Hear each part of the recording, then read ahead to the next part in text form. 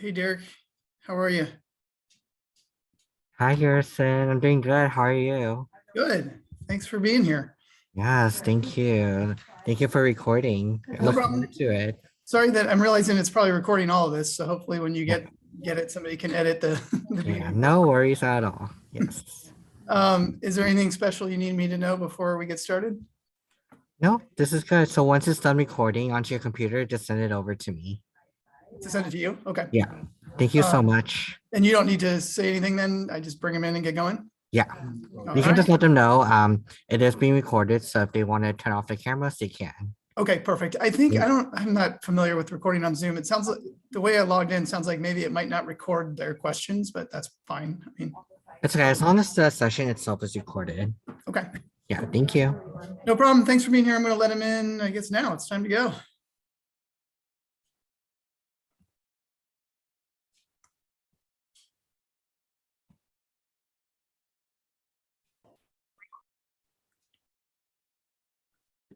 Hello, everybody.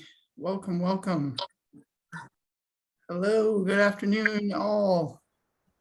I hope you all can hear me. I'm staring at my screen, so I'm hoping that actually, if anybody does hear me, like give me some sort of like cheer or something so I know you're there. Yay. Well, welcome. Thanks for being here again. As you're popping in, you'll notice that I put a couple questions in the chat, so feel free to pop in if you feel comfortable and answer either of them, where you're joining us from, or if you have any majors of interest. Be curious to just kind of see where this group is at as you're filing in. So just feel free to include it in the chat. We'll just wait a minute or two for everybody else to join. It looks like we have quite a few people still coming in. So again, my chat is still completely empty. So I'm hoping one of you is motivated. They're not hard questions. Where you're joining us from, I think it's pretty easy, right? Maybe you're all here because you're not sure what majors interest you. I guess that might be the case. But again, just pop those answers in the chat. And in the meantime, we will wait until everyone else joins. Again, thank you for being here. We got Walnut Creek in the house. That's it. That's the only representative is Walnut Creek. Oh, here we go. Now they're coming. Maryland, DC. All right. Back east. Chicago. Seattle. Wow, we're spanning the country right off the bat. 2 Maryland, 2 Seattles. San Francisco's here. That's good. We got Canada. We've gone international now. All right. I'm from Vancouver in Washington, by the way. So I spent my whole life trying to explain to people that it's not Vancouver, Canada. Singapore. All right. Welcome from Singapore. As you're joining this too, what if you do have a major of interest, throw that in the chat for me as well. I'm curious to know what you're thinking. I know you're here and potentially because you want to hear about undeclared things, but if you do have majors in mind, I'm always curious. Sorry, it's a one-man band here trying to check everybody in, so I apologize that I keep kind of moving around on my screen. All right, well, I know where you're from. I don't know what you want to major in. That's okay. Maybe I'll answer that for you in the coming moments. I still see people popping in, so I'm going to give it just another minute so we don't have to start and stop too many times. So if you are hanging out, just bear with me, and I don't know, wherever you are, whatever time of day it is, it's beautiful here in Santa Clara today. So hopefully it's sunny where you all are. Maybe it's nighttime where some of you are, but you get the point. You're interested in neuroscience. All right, cool. We'll touch on science a little bit today. That's good. Do I have anybody else waiting? I do not. You know what? I think that is plenty of time to give everybody. I've given everybody ample time, 4 extra minutes. So again, welcome. It is really nice to have you all here today. My name's Garrison Dyer. I am with the Drummond Center. So I'm actually going to touch on our office in this presentation a little bit as well. So I won't get into too much of that today, but I'm sure you've been hearing this throughout your time today if you've been going to other sessions, but welcome. Super excited to have you here. Always excited to meet new Broncos. Just congratulations on your admissions, all those other pieces. And I hope that today I can give you some information that might be helpful. It's titled Undeclared Arts and Sciences, as you can see, and as you know, if you joined us. But really, I'm kind of using this as just an opportunity to kind of share some general information about curriculum and kind of the process of major exploration. Hopefully that kind of touches on maybe some of the things you might want to know. So without further ado, what we're going to talk about today, again, I'll talk about our core curriculum a little bit because I think that kind of helps answer questions about what kinds of things you're going to take while you're here and kind of how that might help you in the process of exploring majors. If you already know your major, by the way, it's okay. You're still welcome here. I think it'll still be relevant to everybody. I'll share some information about some academic resources and some things you might be able to utilize even now. And then I do want to at least give a little time for questions. I know it's a pretty big group and I want to answer questions as best I can, but I'll try to leave at least a little bit of time, maybe at least get a couple of answers in, depending on what you're all interested in hearing today. So on that note, these are, I should say, the learning goals for our core curriculum. So I wanted to kind of start out with this just to kind of give you a visual, if you will, of kind of how our curriculum is set up. One of the things, if you are coming in undeclared, or if you're coming in maybe just kind of open to ideas, maybe you have some things in mind, but you're still kind of thinking it through. One of the pieces that is going to be universal to everybody, regardless of what you're going to do, is the core. And so these different pieces kind of give you an idea of what you're going to learn. And we aim low here, right? Just joking. These are some pretty big goals, but they're important, right? This is all about what kind of Jesuit education is all about, is all these different things. From, as you can read through them, creative thinking, scientific inquiry, ethics and social justice certainly play a role in all this, oral communication, literacy, all kinds of different pieces that as you're going through the curriculum, you're going to hopefully walk away with an understanding of all these pieces. And if you are coming in still kind of figuring out what that means in regards to what you want to ultimately focus on, you get a sense of the core is really designed to do that, right? That if you're able to kind of identify all these things, more likely than not, that will hopefully lead you in the direction of a major, as well as all these other important pieces of kind of rounding you out as a person. You'll hear a lot if you are part of our community about the whole person. That's really a whole fundamental piece of what Santa Clara is all about. And that certainly starts on the academic side, is involving you not just as one element of your academic journey, not just as your major, but making sure that you're learning all these other pieces regardless of what it is you're studying. Now, how that actually breaks down into kind of the nuts and bolts of classes and kind of how that leads into the process of what you're going to take and how you might utilize what you're going to take to explore majors is through this. So this is kind of a visual of the actual core. And I know it's a lot. I don't expect you to have it all memorized right now, but it gives you a general picture of kind of how these classes work, the kinds of things you're going to take. And again, this is the universal part, right? This is the part that doesn't matter what your major is. Everybody's going to take classes in these categories. And it is kind of broken down somewhat into these three areas: the foundations, the explorations, and the integrations. And I'll kind of toggle back and forth on these next pieces because this gives you an idea of kind of how it all works. So in your first year, you're generally working on core. You're not necessarily off and running with your major. There are some exceptions. We'll talk about that. And then throughout the second year, you have time to kind of get further, deeper into the core, more exploration of majors. And then 3 and 4 is when you're really going to hit the ground running with your major itself. So as I show you this, when you're talking about year one, everybody's doing this foundational element. So you're going to take your writing classes, cultures and ideas classes. There's a language requirement. The language requirement varies depending on your major, but everybody's got a language requirement. There's a math requirement, similar situation where there's math required, depends on your major. Some folks might pursue calculus, some might not. And then you've got other components here. You can see them on the screen, religion and so forth.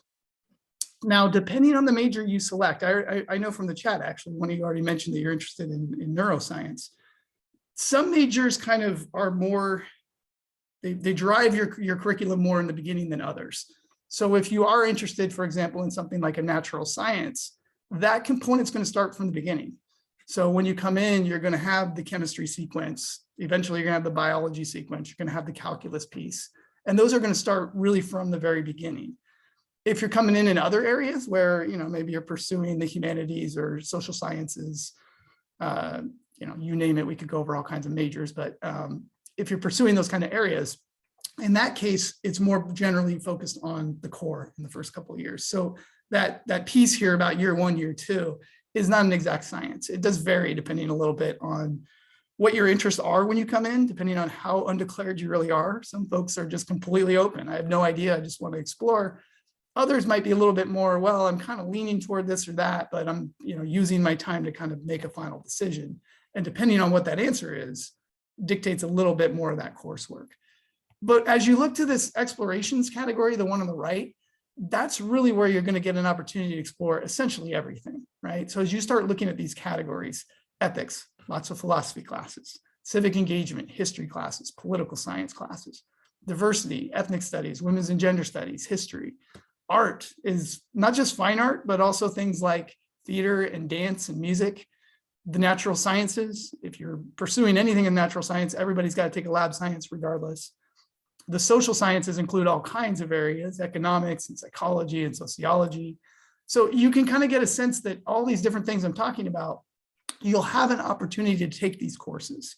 And especially as you're getting further along in the curriculum and saying, I'm not sure what I want to do yet, but I'm kind of interested in psychology, right? Well, then we're going to use the core to make sure that you have an opportunity to take a psychology course, as an example. And so really that's kind of, again, another piece of how our curriculum is designed, not just to be fulfilling requirements as you go, but hopefully to be giving you an opportunity to really explore your interests, ultimately land on a major. So I hope that gives you kind of a sense, curriculum-wise, kind of how things are structured here. Some resources to all this, okay? So we kind of touch on, okay, here's some of the various majors out there, here's some of the various courses you're gonna have an opportunity to take. But at this stage of the game where you're at, what kinds of materials and resources are out there? Well, one of the first things to let you know about is what I do, which is the advising side of the house, just to give you a sense of what that looks like at Santa Clara. So we have both models here. So depending on where you're looking at schools and what you hear about advising, there's generally two ideas of it. There's the centralized model and the decentralized, and we actually do both here. And so the centralized piece is my office, which is called the Drummond Center. Drummond was the name of an individual. It's not the drama center. We always like to make that point. Occasionally we have drama, not too much. But we're the general advisors on campus. So our staff is available to assist students in any program throughout your 4 years. And that'll begin during the summer. If you enroll and go through orientation and what we call enrollment and advising, that will be with advisors from our office who will help you get registered for the first time. And then we'll be there to work with you all throughout your 4 years on a variety of issues. We also have specialists in our office. So if anybody's interested in things like pre-health or pre-law, or maybe specifically in programs like business or engineering, we have folks in our office who specialize in those areas and can give you guidance in those places. The other piece of advising, though, at Santa Clara is that every single student from the day you get here is assigned a faculty advisor. You'll note that some of the professional schools also have peer advisors, but every student has a faculty advisor, and that's a faculty member assigned to you in your major. Now, if you come in undeclared, you will still have a faculty advisor. However, that'll be a person that is a faculty member and is interested in supporting students, but obviously is not in your major because you don't necessarily have one. So it'll be somebody that'll be a resource for you, similar to the way the Drummond Center is in a lot of ways. And then that person will eventually change whenever you get to the point of declaring a major. In the long term, your faculty advisor is going to be the person you're going to use for all things major related. So definitely the kind of person you're going to go to as you're getting into the more advanced courses in your major, but also somebody you're going to go to with questions about maybe research opportunities or internships or job opportunities, because they're going to be an expert in that specific area. So both of these resources are going to be there, again, like I said, from day one. They're things that are already established on campus and that you're going to be able to take advantage of to help you in this kind of exploration process. As far as our office, I realize I kind of already touched on some of these pieces about what we do. But as far as the Drummond Center, we mentioned a few of these, but some other areas of things that we do cover, we offer undergraduate tutoring, which is a resource that our office provides. So we hire and the tutors are available for you. Certainly curriculum planning, course planning, time management, goal setting is a big one these days. Lots of students want to get a head start on how do I really set up a schedule that I can work effectively under from a time management standpoint. And then again, we talked about specialized areas of interest, and definitely that bottom right corner, we know lots and lots about university policy, maybe more than we want to know sometimes, but definitely we kind of consider ourselves the experts in those areas to help you with that. So that's a little bit about those resources. A couple of other things, and I realize I got to kind of stop my share for a moment here to show you this. Let me exit out of a couple things because I want to show you these websites specifically. A couple of other websites, though, and I'll put them in the chat as well here in a moment, that I think are helpful, are a couple of them. One of them is this one, which is the Drummond Center link. And I see there's a question in there, but I'll get to that in a moment. So if you're the one who posted it, I appreciate it, but I'll get to that shortly. This is the Drummond Center website. And the Drummond Center website has a specific link on it right here to student advising resources. So if you go to the student advising resources, right at the top are these links to all these what we call checklists. And so this can be a really handy tool to use as you're exploring different programs. So if you're coming in saying, well, you know, I'm interested in communication, that's definitely a popular major on campus. You can go here and select their checklist, and it'll show you the requirements for the program. So you'll be able to kind of scroll through and get kind of a sense of what types of courses, I realize that might be kind of small, sorry, blow that up a little bit.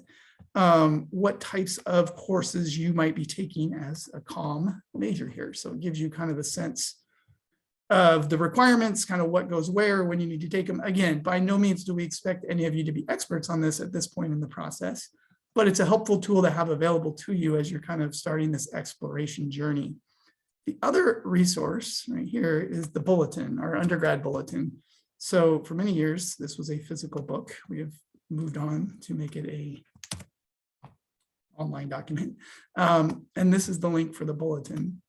So the bulletin is kind of, we call it kind of like your contract with the university. It's got a lot of information in it, more than you would ever need to read. However, there's some really good stuff in here if you scroll down into like chapter 3 on all these various majors. So if you're coming in and you're interested in the anthropology major, you can go to that. And it basically gives you everything about the program. So it gives you a little summary, talks about the faculty in the program, and then also the requirements, similar to those checklists. And then what I think is really helpful is as you scroll down into it, it will give you descriptions of all the various classes in the program. So if you're trying to get a sense of, well, what kinds of courses might I take if I was to pursue anthropology, this will give you a sense of some of that information. So you can kind of scroll down and review some of that information as well. So in both cases, I want to make sure and say this, that we don't expect that you spend hours and hours on this at this stage in the process, but I do think it can be helpful just to have that idea of some of the courses and some of the information that is available to you. So again, some other resources. Let me pause for a second because I did see there was a question in the chat here. Credits we can get for college level courses taken in high school. Told this can only happen after student commits, but it really does not help us if we don't have a sense of how much credit. That's a good question. And on the bulletin itself, so let me show you one option here. This may or may not answer your question, but this could answer questions for others in the group. If you're talking about things like AP credits, so if you go down into chapter 8 of the bulletin, there is a link on here for academic credit evaluation. And if you look at it down in here, it'll actually show you all of the actual AP exams, the scores required at Santa Clara, and then what equivalent you would receive if you took an AP class. So any of you that are taking APs or did APs, and it also has IB in here as well. So if any of you are doing international baccalaureate IB program, same thing. You can find that information. If you're asking about courses taken at like community colleges and things like that, there isn't a universal review of that. That is something that gets reviewed upon enrollment, essentially. So that just has to be reviewed by the registrar's office. Depending on the kinds of classes, sometimes people can kind of give a guesstimate to that, but there isn't like there's just not a universal document for that. That gets reviewed individually by our registrar's office. There is not a nanotechnology field, to my knowledge, in arts and sciences. I might have to do some digging on that one to find out if any of the specific programs have any courses in it, but there definitely is not like a standalone program specifically related to that. But good question so far. As far as where we are in my presentation here, we're kind of at the end of my general information piece. I was trying to keep it fairly brief to kind of show you all some of these resources, but wanted, like I said earlier, to leave some time here for questions. I know a couple of you have put things in the chat. You're welcome to put them in there. If any of you have any just general questions and you want to yell them out. Should mention this is being recorded. So I don't know if you'll be recorded audio or not. So if you're not comfortable doing it that way and want to put it in the chat, if you are comfortable and want to yell it out, that's fine too. But I do want to leave some time if anybody does have questions. If you want to change majors, so you're admitted into a certain program here. And so you wouldn't change your major prior, like at this point, you've been admitted under a certain program. And this is particularly applies to specific colleges because we have 3 schools here, arts and science, which is the majority of our programs, and then engineering and business. You can't change amongst those. So whatever you've been admitted into is where you start out. There's internal application processes that we could get into that happen later on after you're already enrolled for things like that. If you're admitted, say, into arts and sciences, just to give an example, you're in sociology, but you've decided, you know what, I'd rather do anthropology. It's not a huge issue at this point. You can still come in as soc. When you meet with your advisor in the summer, you let them know I'm actually interested in anthro. And then we'll make sure that your schedule is appropriate for the other program. And then after you're enrolled, we can do the official change of major. So the major declaration isn't crucial in the beginning. What's more important in the beginning is knowing what direction you want to go. So if you were to come in, for example, I mentioned science earlier. If you were to come in and you're really wanting to pursue science, but you don't tell anybody that, and we don't put you in chemistry and calculus, that can create ripples that we want to avoid. So it doesn't make a huge difference if your major doesn't say that on paper, but we definitely want to know that when you're meeting with us in the summer to make sure that we put you in the appropriate, or not put you in, I should say, you're going to enroll. We guide you to the appropriate courses during your registration and advising. And again, what will happen to kind of preview like what would come next. Again, I've been kind of referencing this summer, but that's our orientation, at least through our office, we call it registration and advising. And what happens is you'll eventually sign up for a time. Most of those sessions are in July. There's some in September. And you'll meet with someone in my office and we will sit down together. Well, actually, we Zoom them. We will Zoom down together and we will go over your plan and your schedule. And then you'll actually enroll for your classes at that time. So you'll be enrolling with an advisor to make sure that you are able to get the courses that you want and that ultimately you need.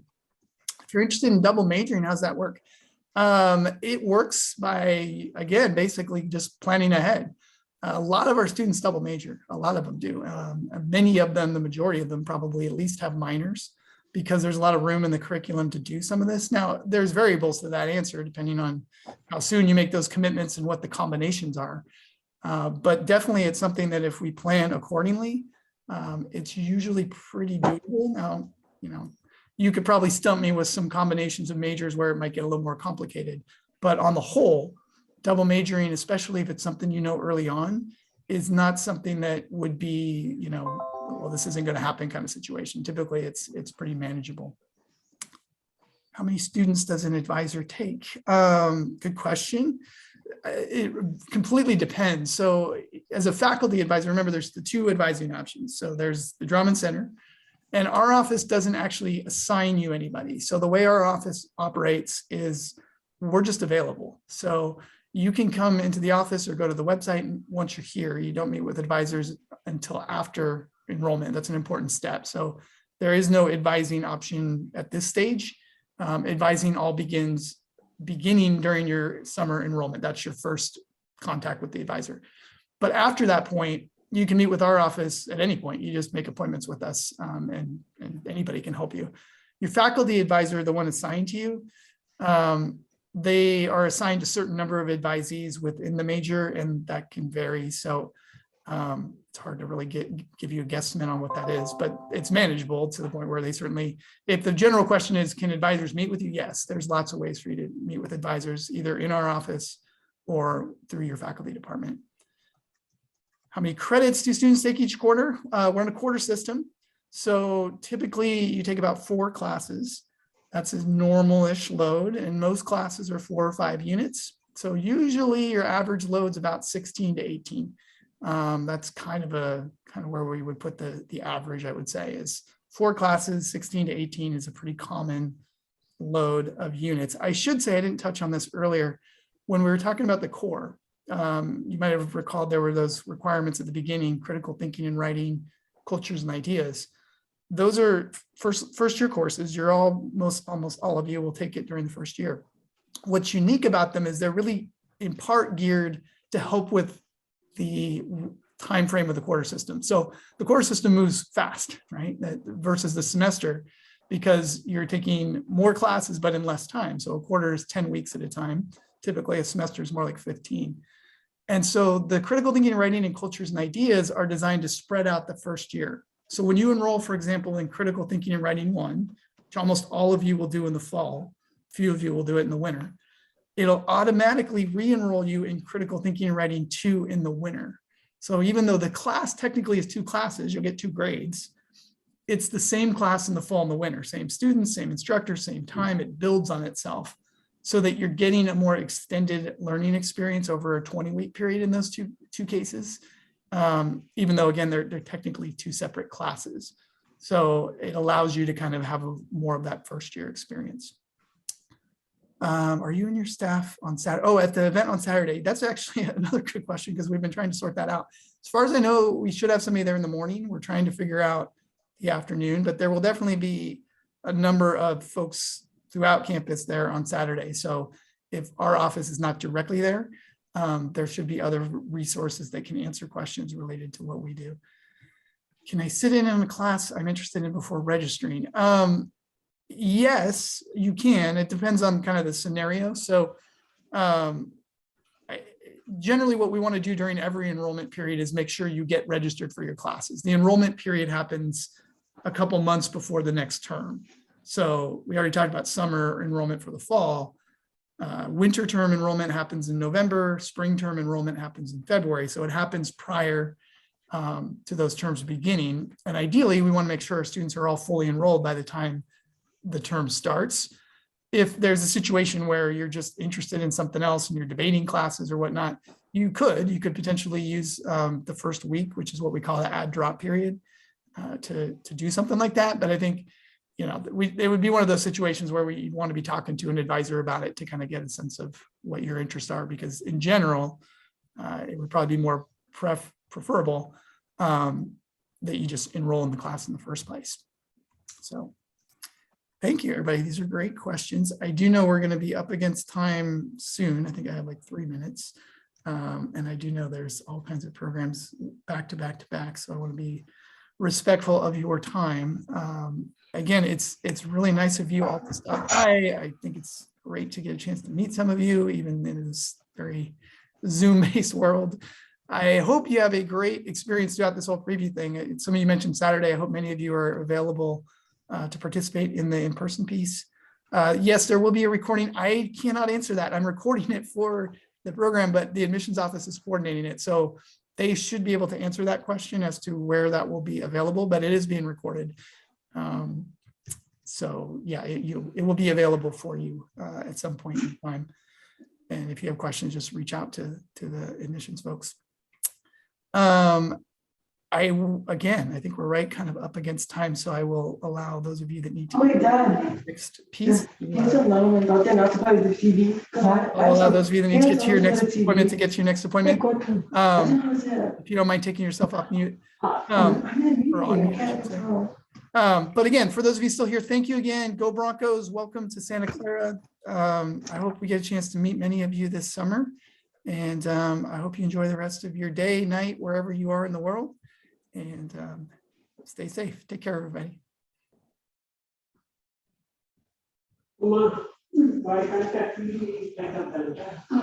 Thank you, everybody. Take care. Thank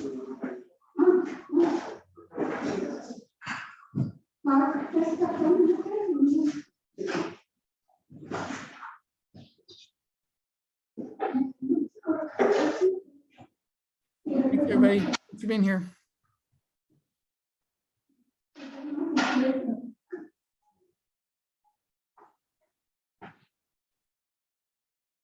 Do either of you still have questions? I'm about to shut this off, but I saw you were both still there, so just wanted to double check.